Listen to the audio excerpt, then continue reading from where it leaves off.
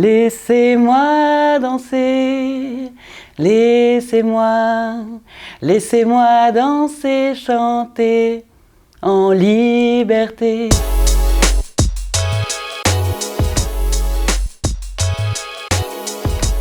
Irlande, danse et famille. 17 ans. C'est une pièce qu'on m'a fait découvrir quand j'avais 17 ans. J'ai adoré cette pièce déjà à ce moment-là. Puis quand j'ai voulu faire de la mise en scène, c'est évidemment la première à laquelle j'ai pensé, mais les droits étaient bloqués. Et puis il y a 2 ans, elle m'a dit c'est bon, c'est libre. Donc j'ai appelé Colette Nucci, donc ça fait 17 ans en tout. Je t'aime Agnès, je t'aime encore plus fort que les biscuits au chocolat. Alors j'ai pas pu amener parce qu'il est très lourd, c'est un poêle à l'ancienne en fonte, donc c'était pas possible.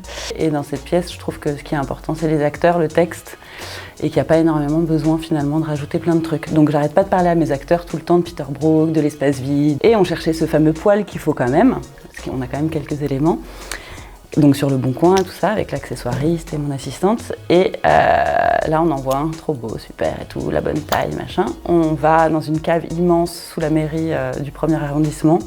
Une vieille dame qui nous reçoit, adorable, trop sympa. Et puis, elle a plein de décors, plein de costumes, enfin, c'est foisonnant. Et en fait, la vieille dame qui nous recevait était la costumière de Peter Brook. Je ne l'ai pas amené parce que j'ai envie qu'on garde un peu la surprise. Parce que c'est une espèce d'énorme...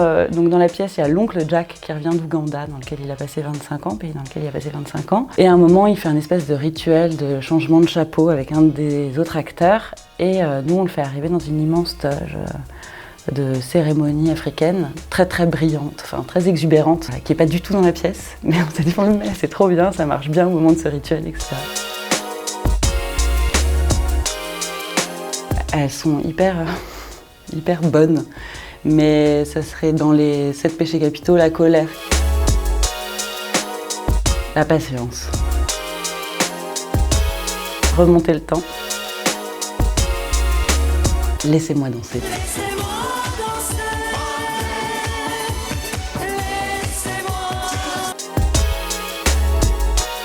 Là, j'ai un peu galéré sur celui-là, mais finalement, ça serait Tchekhov, parce qu'on dit tout le temps que Brian Friel, l'auteur, est un peu le Tchekhov irlandais.